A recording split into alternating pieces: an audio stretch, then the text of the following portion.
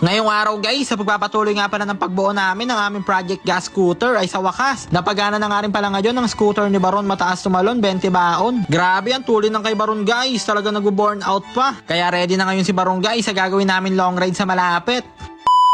What's up sa inyo mga itik? Ngayong araw guys, naghahanap na naman nga pala kami ngayon dito ng mag-good catch namin dito sa Japan Surplus dito sa Imus, Cavite. Bali naghahanap naman kasi kami ngayon guys ng gagamitin naming helmet para sa aming binubuong Project Gas Scooter. At ayun nga guys, hindi nga pala kami ngayon nabigo dahil pagpasok pa lang namin naka-good catch na agad si Baron na napakaangas na helmet. Kaya ang swerte ni Baron guys, meron na agad siya magagamit sa aming mga long rides. At syempre guys, andito na nga rin pala kami ngayon sa Japan Surplus ay nagtingin-tingin na nga rin pala kami ngayon dito ng mga pwede namin mag-good catch na mga vintage saka mga antique.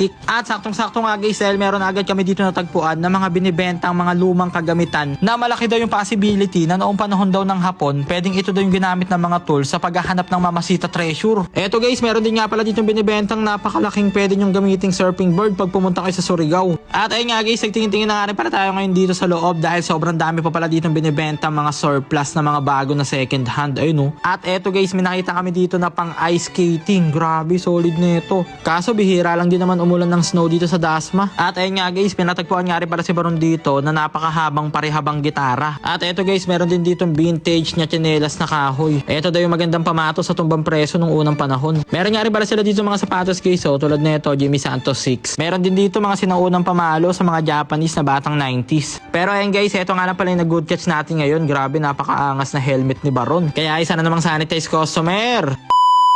At ayun na nga guys, dahil meron na nga pala ngayong napaka-solid na helmet si Baron, kaya ayan, umpisahan na nga pala namin ngayong buuhin dito yung mga scooter namin. At ayun nga guys, ang una nga pala kakabitan ngayon ng makina ay etong gas scooter ni Kuya Mac dahil nga magpapalit siya ng 4-stroke na makina. Tsaka 49cc na lang din daw guys yung ikakabit ni Kuya Mac na makina para wala na daw sa amin maiiwan. Kaso nga lang guys, yung brand new lang na makina is yung sa amin ni Baron, etong kay Kuya guys, nabili niya lang ng second hand. Kaya sa kasamaang palad guys ay hindi nga pala gumagana. Pero buti na lang guys, makalipas ang 147 na hatak. Ayan, sa wakas sumuko na rin sila. Kaya ayun nga guys, eto na lang daw munang kay Baron yung papaganahin namin ngayon. Dahil eto guys, talagang sure na gagana to ngayon dahil brand new nga pala yung aming makina. Bali 4-stroke nga pala yung makina namin ngayon guys para hindi na rin kami magtututi at hindi rin siya ganun kaingay. Kaya ayun nga guys, binisikan nga lang pala ni Baron dito. Kaya maya maya lang, ayan, okay na nga pala yung makina na ikabit niya na. At syempre guys, ang ilalagay nga pala naming oil sa makina ay etong engine oil ni Kuya Mac na MAC engine oil. Para talaga nga namang maganda at quality.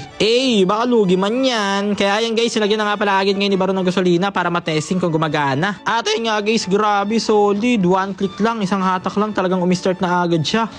Baka Baron yan. Grabe, lakas ang makina ni Baron guys, talagang nagbo-burn out po. Kaya ayan guys, syempre test drive na nga pala ni Baron. Kaya ayan, sinuot niya na nga pala dito yung nabili niyang helmet sa Japan Surplus. Grabe, talagang ready na si Baron ngayon guys sa mga malalapit na long ride. At dahil nasayang na naman nga pala namin ngayon 3 minutes ang buhay nyo, kaya hanggang dito na lang muna.